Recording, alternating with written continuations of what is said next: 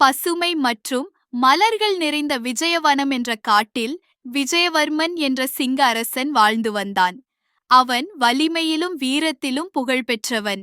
ஆனால் அதைவிட அவன் நீதி மற்றும் அறிவு மிகச் சிறந்தது. காட்டின் எல்லா விலங்குகளும் அவனை மதித்து அன்புடன் வாழ்ந்தனர். அரசவையில் அவனுக்கு துணையாக இருந்தான் மகிபாலன் என்ற நரி. அவன் உடல் சிறியது, தோற்றம் மெலிந்தது. ஆனால் அறிவு, நகைச்சுவை உணர்வு, பேச்சுத்திறன் எல்லாம் மிகச் சிறந்தது.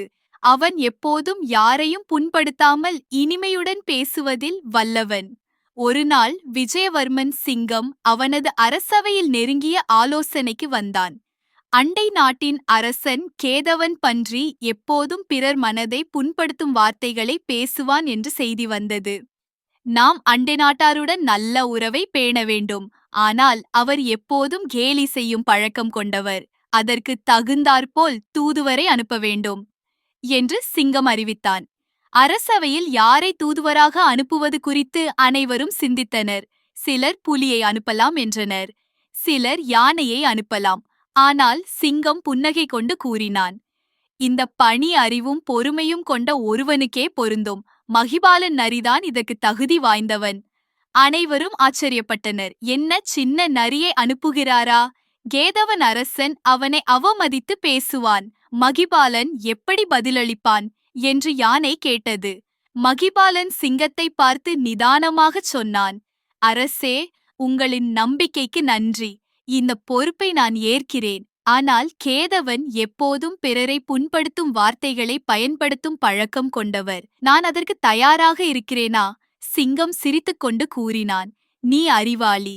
உன் அறிவு, பொறுமை, வாக்குத்திறன் மூலம் கேதவனின் கேலிகளையும் சமாளிக்க முடியும். இதுவே நம் காட்டின் பெருமை. மகிபாலன் பயணத்தை தொடங்கினான். காடுகளில் நடந்தபோது பறவைகள் பாடல் பாடின, குரங்குகள் மரக்கிளையிலிருந்து கிளைக்குத் தாவின, யானைகள் குளத்தில் நீராடின. மற்ற விலங்குகள் அவனை பார்த்து சொன்னார்கள், எங்கள் அறிவாளி நரி தூதவராகப் போகிறான். அவன் நம் பெருமை. மகிபாலன் அண்டை நகரின் அரண்மனையை அடைந்தான். அது மலைக்குள் அமைந்த பெரிய அரண்மனை. பாதுகாவலர்கள் எல்லா இடத்திலும் நின்றனர். அவனை பார்த்ததும் கேதவன் சிரித்தான். இவன்தானா தூதன்? உன் சிங்க அரசன் என்னை அவமதிக்க விரும்பினானா? இப்படி சிறிய நரியை அனுப்பியிருக்கிறான். நகைச்சுவைக்குரியது அல்லவா?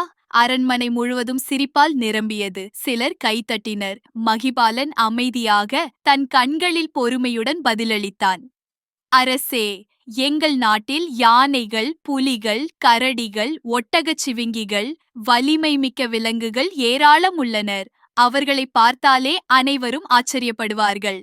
அவர்கள் எழுந்து நின்றால் சூரியன் மறைந்து போவதாக தோன்றும். ஆனால் எங்கள் மன்னருக்கு ஒரு வழக்கம் உண்டு.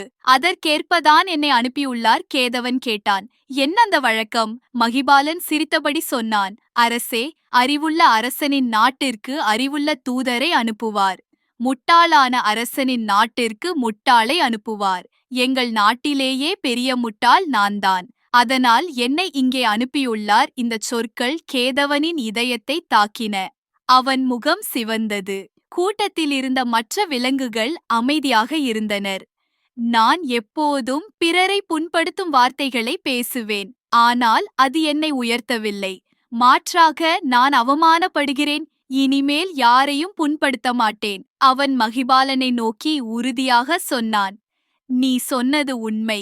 இனிமேல் நான் எப்போதும் இனிமையான வார்த்தைகளையே பேசுவேன். மகிபாலன் புன்னகையுடன் பதிலளித்தான், அதுதான் உண்மையான அரசனின் குணம். பிறர் மனதை மகிழ்விப்பதே நம் பெருமை. அந்த நாளிலிருந்து விஜயபுரியும் அண்டை நகரும் நல்ல உறவை வைத்த நாடுகளாக மாறின. விலங்குகள் மகிழ்ச்சியுடன் வாழ்ந்தனர். அரசர்கள், தூதர்கள் அனைவரும் பெருமிதத்துடன் இருந்தனர். நீதி பிறர் மனம் புண்படும்படி பேசக்கூடாது. அப்படி பேசுபவர்கள் இறுதியில் தாமே அவமானப்படுவார்கள். எப்போதும் பிறர் மகிழும்படியாகவும் இனிமையுடனும் பேச வேண்டும்.